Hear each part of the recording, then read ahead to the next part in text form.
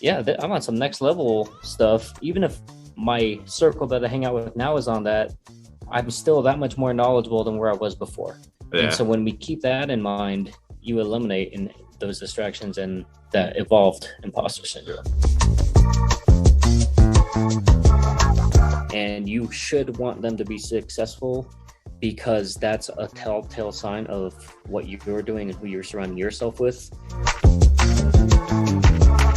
All right.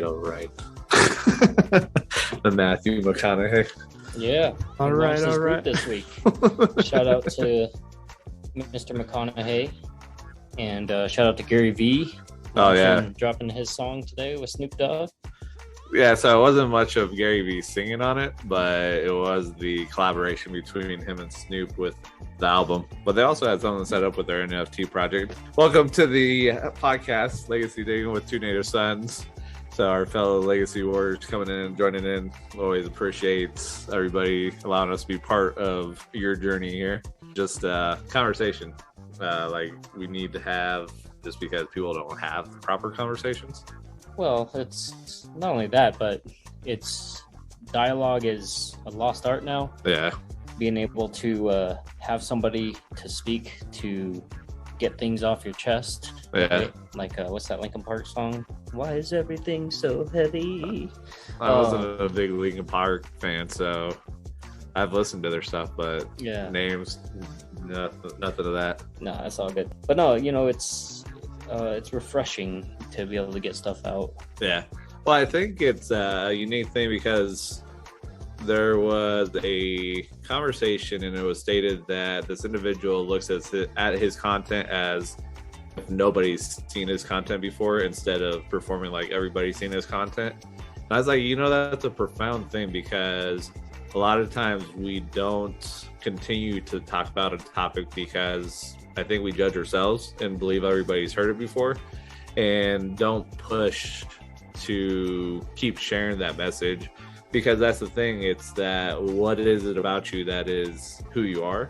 And so I think if you have that idea of, somebody's already heard this, I've already talked about this, that person that needs your message may not hear what they need because you're shitting on yourself. And then you're not showing up. So you're like, I'm not going to talk about this because it's already been talked about. And I think we've talked about conversations before. That's the evolved imposter syndrome, right? Just like everything else. But think about that, right? You start developing this mindset where people are talking about things that are on a different level from maybe your previous friends, right? Yeah. But then when you start talking to this new group or this new set, you kind of hear similar things because you are now group minded. Yeah. Right.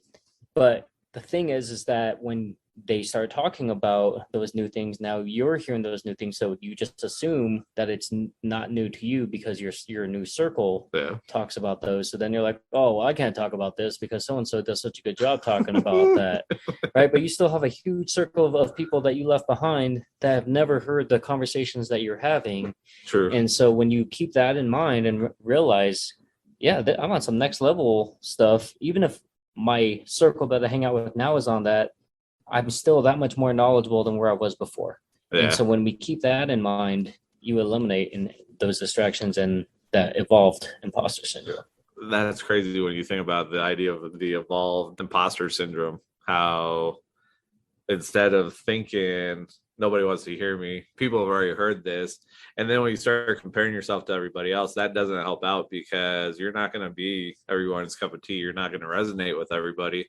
So instead of having it where you miss out on an opportunity because you believe somebody else speaks on the topic at a better rate or whatever it is and not showing up, you're missing out on an opportunity to connect with your ideal client.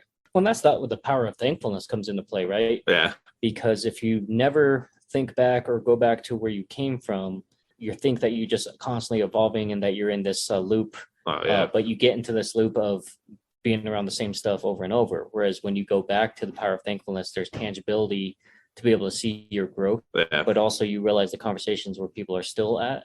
And then one, it's humbling, but two, it also teaches you that, the things that you've learned are very powerful. Yeah. But then maybe it's also signs that maybe you need to switch your circle up again. It's an interesting thing because I brought this up a couple times that when you level up, the people that went with you at that certain level may not be the same people that are going to go with you to that next level. And so it is the fact of, it kind of goes back to the loyalty piece that we talked about and not letting go because you're fearful or you get comfortable and you miss out on the proper level up because you're actually weighing yourself down.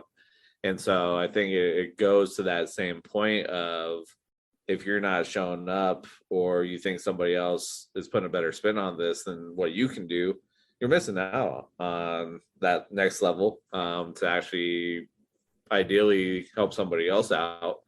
And so it's a sad thing when you get in your own way. And that also comes in regards to who you're surrounding yourself with, though, too.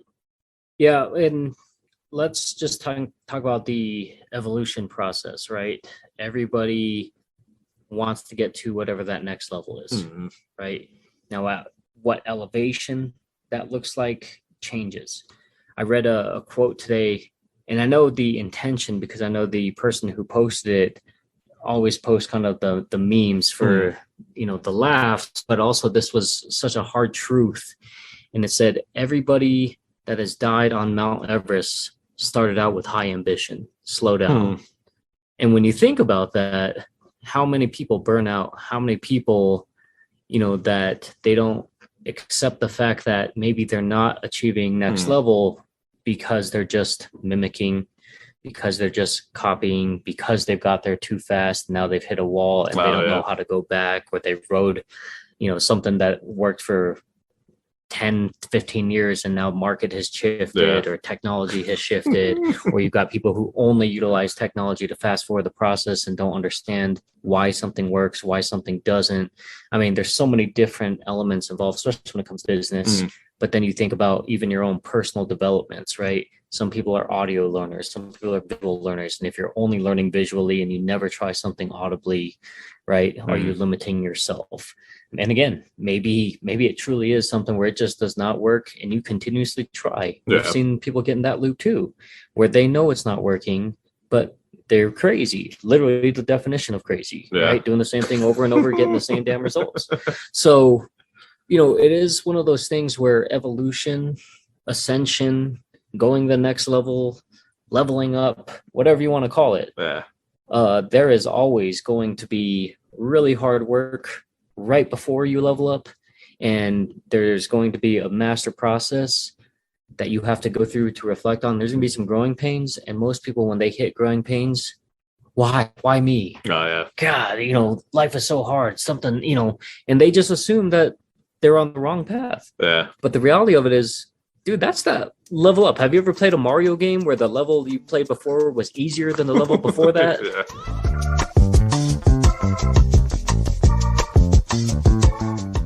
Right? No. Every level gets harder because you're leveling up. Your skills are getting better. You have to learn new skills and adapt. For all the gamers, they get that reference. Some people love those games where you die and you have to start all over from the very beginning. I hate that. But I play through that because that allows me to get better. That allows me to perfect the basics. And a lot of times we get so far from the basics because we're trying to advance ourselves, advance technology, make it easier. When really you go back to the basics, the things that got you there, and you still have all the other skills that you learned. And now you're taking those basics and you make them look really advanced because you're so good at it, because it's a good basis and it has the advanced pieces, but your own twist. And that's really where the expertise and where the authenticity comes into play. Well, I think it's a unique thing because of the growing pains. And we've highlighted this quite a few times and we've spoken on it, that people are watching you. They may not give comments. They may not leave you any feedback, because that was something that I was dealing with earlier this week, where it's like, am I doing the right thing? And then the client that I'm working with, Dr. G, he's like, yeah, people giving me feedback, love the reels. I was like, man, like, unless you hear that, you don't know. And so it is a tough thing, because I know you've highlighted some different things, but until you get that feedback, you just never know, because you're centered to everything. And I think it's also one of those things that the continuation and pushing through, because if you know you're on the right path, sometimes it's going to be a little bit of a challenge.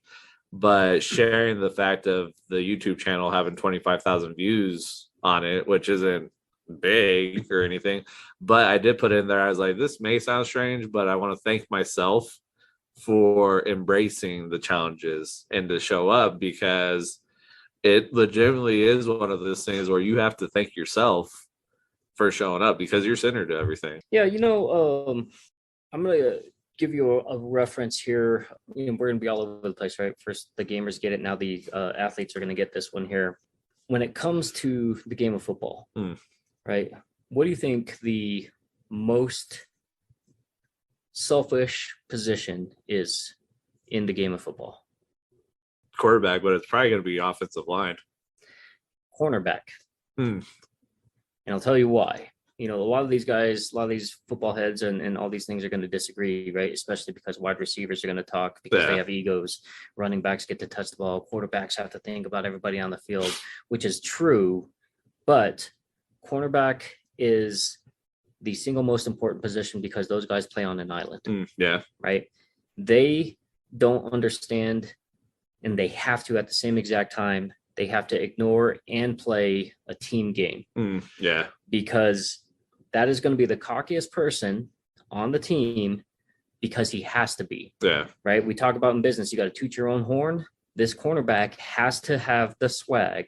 Because if you have a cornerback who has no swag and he has zero confidence, he's not playing for me. Because he is on an island. He has to take up half the field, still be able to read the quarterback, read all these things, and yet somehow fit into this scheme of a team. Right? And it's a very foreign concept because there's very few cornerbacks that have been able to be very successful playing on that island, and fewer who've been been able to maintain a high caliber of play with individual accolades while playing for a team. And that goes back to how everybody's getting on Coach Prime right now with all these players leaving, going into the portal. But he came in and said, hey, this is what's gonna happen. You're gonna be leaving. I'm coming in with my bags. But he also talked about the fact that he's in a new house, and the house has old furniture, and that old furniture has to leave before he can bring in new furniture. I think it's the same thing of you get into a situation, and so there is going to be the need for releasing the old, because what served you either by allowing you to thrive or survive, and this is coming from Marie Forleo, is not going to serve you going forward, because you're a constant evolution. And so that's the same thing here, is the fact that whatever helped you get to where you're at, it's going to be that next level, and that's going to have to adjust. And so it's that constant learning process, that constant piece. And I think that's the thing when you see individuals leaving and creating these big legacies, they are constantly in student mode. They're constantly leveling up. They're constantly bettering themselves than what you see a lot of times with other things. But people have that fear factor of, I don't want to do that because of the comfort zone. And so people get left behind because they allow their comfort zone to suck them up and make them comfortable. And let me ask you this question. When did Deion Sanders last play in the NFL? Late 90s. And how long has he been a broadcaster? I think he's got his own podcast. No, broadcaster. Oh, I don't know if he ever did. He was on Fox and did he? ABC or CBS, all those things. So he'd been an NFL player for a number of years, right? And then he was an analyst for a number of years. And then he spent time on draft day, being around coaches and learning all these things before he became a coach, right? So he absorbed all this knowledge, learned all this knowledge before deciding, I'm going to put my name in the hat, right? Yeah. And we had heard of how many players long before he became a coach that he was actually working with. Devin Hester, Dante Hall, all these guys that specialize in special teams, cornerbacks, right? All these guys that played in the NFL that went on to draft, and they said, Deion Sanders is my mentor. Long before he got into coaching, he got this. Now he had a successful season. He moved over to a major school, right? And all these things. And so most people, they don't think about the long path that he had to get to even get to the head coach spot. Most people will say, oh, well, he's a head coach. Yeah, he played in the NFL. He should be good. There are plenty of guys that played in the NFL that have not made it as a coach on any level. right? There are plenty of guys who've gotten on here and they're still assistant high school coaches or Pop Warner coaches. So it's not like just because you're good at one thing that's going to translate to the next. But Sure. also think about he never stopped learning. Yeah. Right? This guy played in the NFL. He's a Hall of Famer, still learning from other people, still working with people who are part of the game in today's world to then transition. Yeah. Right. And so when you think about that process, everything else for people seem to be short-sighted. Right. If I can just make it to the next paycheck, if I can just make it to get to, next week, right? All these different things. But it's like, where are these long-term plans? Man, I know that if I make some payments now, a little bit faster, I can pay off my house, right? And shave off 10 years. People don't, 2 extra payments per year pays off your house over a decade. Well, I think it's crazy about that because meeting with Brock today and talking about the disability insurance piece, he brought it up. He's like, think about it. We have people that insure their house, their home, their cell phone, and then you have income. But income doesn't have the insurance on it, and that's where your disability insurance comes into play. But a lot of times people are like, I need home insurance if you had a mortgage, but then after that, that's up to you. But auto insurance is required. Cell phone isn't big, but everybody's getting insurance on their cell phone because of, I don't want to go spend an extra $1,000. But that income piece is the piece that gets left to the side, and that's what you need to come in to live. I'm going to give everyone right now the super simplest secret for life right now. If you're on TikTok and you have over 1,000 followers, if you're on Twitch, have over 1,000 followers, if you're on Instagram, right, and you're getting paid for reels, go and register your damn business. Register as an LLC. Everything that you buy for the business will be a tax write-off. 50% of your meals talking with potential clients is a tax write-off. The equipment that you use, the phone that you take for phone calls for inquiries, the email, internet that you use to post your videos, your content is a tax write-off. And so don't sit there and complain to me about, I didn't make any money this year. I'm like, well, you also didn't save money either, right? And so there's no reason in today's day and age where you shouldn't know this. There's no reason why you can't start and try an LLC.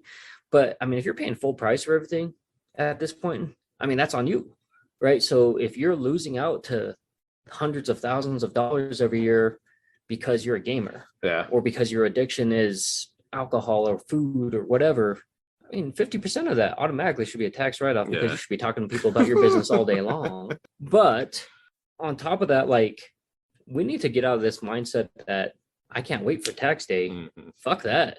If you're waiting for tax day, you're in the wrong tax bracket. Yeah.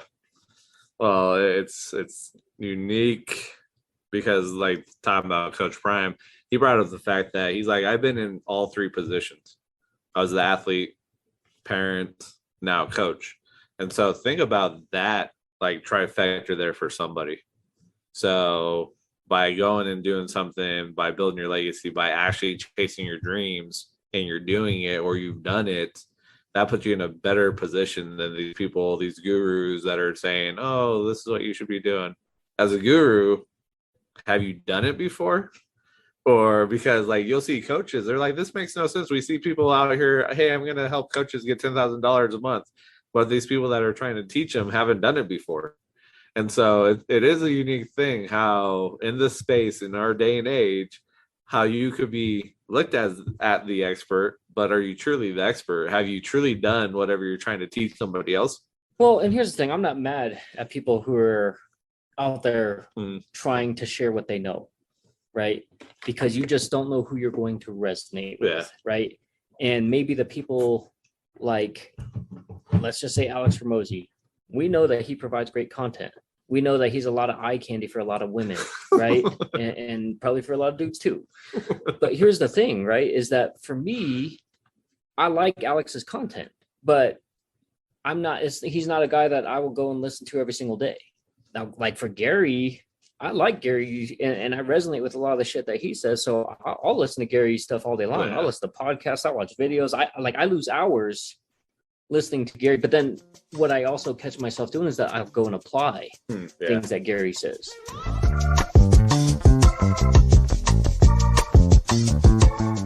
to Alex, it's like, hey, that's great content. It's good to know. Scroll. Oh, here's another video. Maybe halfway through it, partially through it, scroll, right? And again, that's just me because of, for whatever reason, that's just how the content resonates with me, right? But I've also heard people mimicking, saying the same things that Alex has, literally same concept, and it resonates with me in a different way.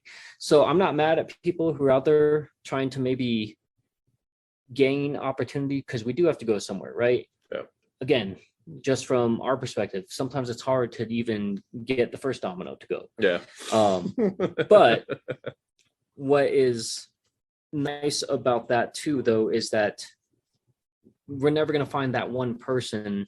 It's coaching is not a marriage, right? It's not like you go to someone and be like, oh man, hey, I know you're really successful, I know that you've done this, I know this is your expertise, so coach me through life. Take me everywhere I need to go. Help me determine who I need to marry, be my financial counselor, be all these different things, right? Be my pastor, my brother, my sister, whatever I need in that time. That's not what this is, right? It's not for better or worse. It's literally, hey, I'm teaching you what I know. And the goal for the coach to be, you graduate and go on to the next thing. Right? You don't see high school teachers going with their kids to college. You don't see them going into the profession, sitting next to them and be like, hey, so I know it's your first day of your job, but we got this and I'm going to help you. We don't do that. You stay in your lane, you help somebody with the expertise that you have, and you allow them to go to the next level. Well, I think that's a valid point though too, because you can only get somebody so far, and that's based off of what you've experienced. And then if you hit that threshold, you can't hold them back. Like, you got to let them go find somebody else that can take them to that next level. But I think it's a lot of people let their ego get in the way. 100%. And they're like, I don't want to show not as smart. I don't know. Like, that's not even the correct terminology, but it's just the ego gets in the way. Your internal judge ends up punching you in the face, and then you listen to everything else except, you know what it is? You need to. It's greed. Oh, okay. Yeah. It's greed, because when I get used to your money going into my pocketbook, right? And because I've maybe helped you traverse through certain things, or we've gone through it, I'm an expert at this point. Cool. Somebody actually values my time. Somebody actually values what I have. And it's so hard to find that validation, right? And the minute the thought of that validation not being there, and it's not even the greed of money, it's greed that you're no longer valued. Because now you have to go and find somebody else who maybe thinks of you actually having value. And here's the part that is really funny about that, right? Fucking life is chutes and ladders. You're going to get bumped off. You're going to get pushed around. You're going to go, end up in different areas from time to time, because nobody's perfect. Nobody can sustain long-term success without going through their shares of ups and downs, without their failures. And so the minute when somebody thinks that they have to start over, or they have to find that validation piece, or that money, or that income, when I just hit $10,000 a month, I swear, that now I can go 100,000. And you're like, oh shit, I just lost 4 clients. Now I'm back to 6,000. Right now, it's really scary because of all that stuff. And so it ultimately, at the end of the day, it's greed, because once you get comfortable, now you got to go and you got to get hungry again. But every day, fucking rent is due. Well, to get hungry again, a lot of people don't want to do that though, because, well, I think you got to flip that and say, okay, wolf's got to eat, man. I'm coming with a different level of experience. So I've done it once, so I can build off that experience, but don't rest on your laurels. Well, and we've talked about this too, right? How many people diminish their own value? Everybody. How many turn around and say, oh, well, hey, I used to charge $1,000 a month, but now I'm going to charge $900 because it's you. Right? Trying to make it like a sweetened deal.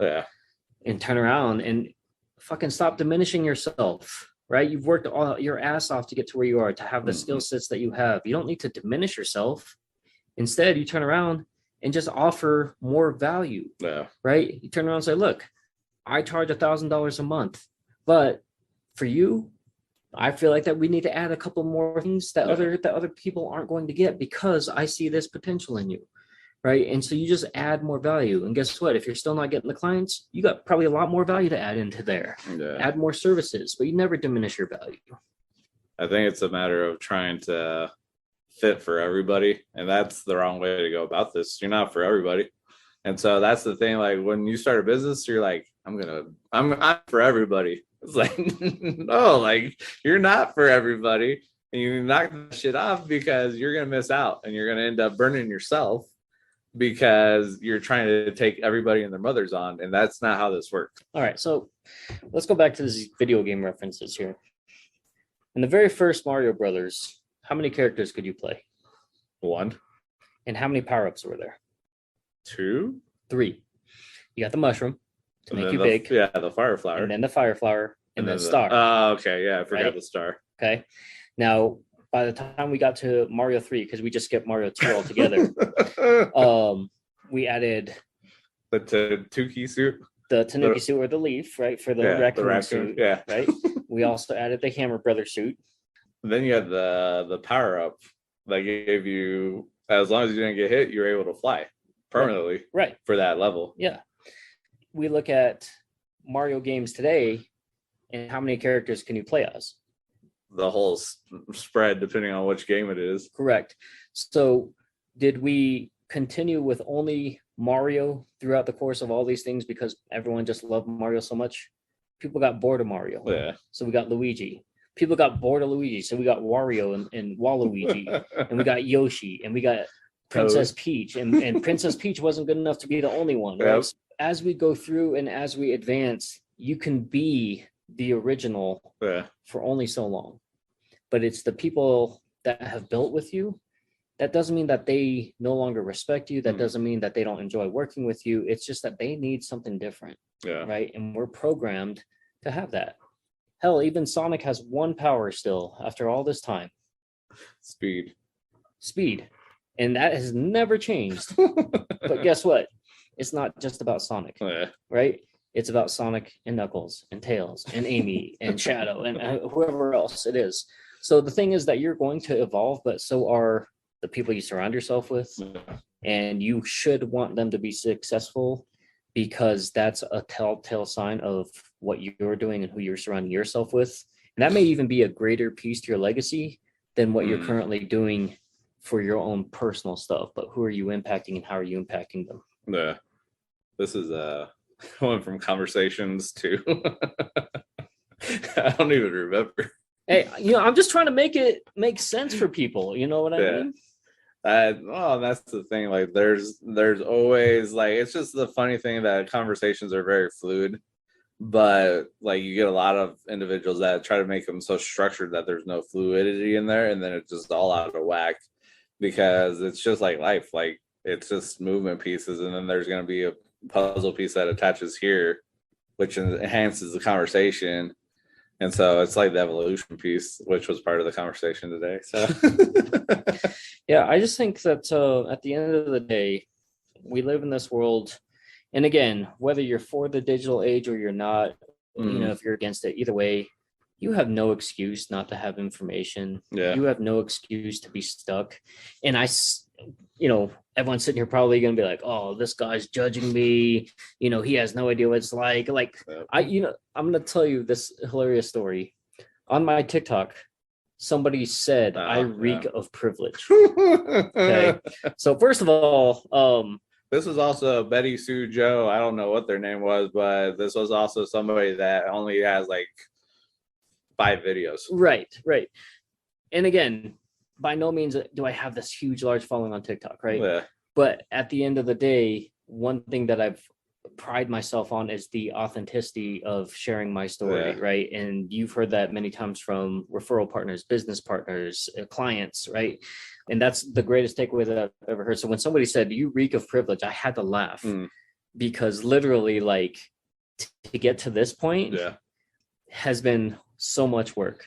But I also am not finished with where I want to go, right? And if that's privilege, to be able to achieve your goals and achieve your dreams, then I reek of it because I worked my ass off. But it also goes to the fact of where is that person stepping into your book at that time, and they can't judge. But that's the thing. You also highlighted, hey, if you go back and look at my content, you will see the story, and that's just, it's so unique. Like, this person doesn't follow you. I would hope they weren't following you if they're coming up with that shit.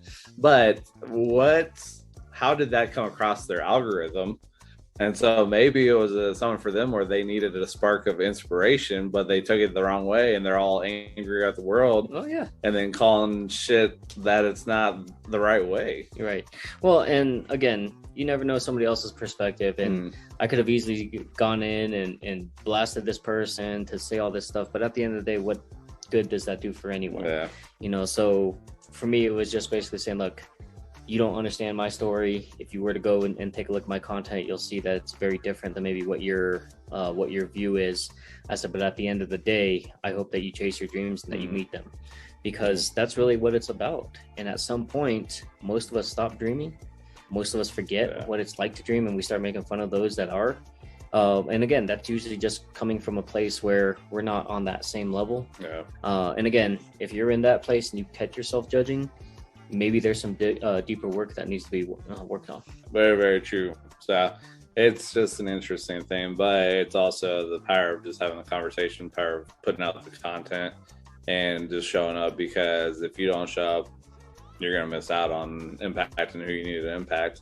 And I think that's just, it's the go-to of, if it's not working out, ask for the feedback just to make sure, because like some people are scared to speak up and whatnot. But just ask for the feedback, because what you're doing may be ideally making an impact and you just don't know. Go live in the unknown for 30 days. I promise you, your life will be vastly different. Yeah. The decisions that you make, people won't recognize you. The actions that you take, people won't recognize. You yourself will be so baffled by the results that you get. But 30 days of living in the unknown, making unknown decisions, going against what you normally would do. And I promise you, your life is going to be very different. You know, always a powerful conversation, always a good time to put out the content and whatnot. So the next episode may actually be another guest. I know he's scheduled for the 12th of May, which is actually that first Friday that we're shutting down the office for a little bit. Perfect. Well, not for like the whole time, but just to recoup and then just kind of be able to do some different things. So the next episode that you may come across may actually be our next guest episode. We'll find out and whatnot. Just kind of depends what's going on. So other than that, appreciate everyone coming along. Appreciate our legacy warriors going out there, enhancing and just creating their true impact and leaving their legacy to go impact others. So catch you later.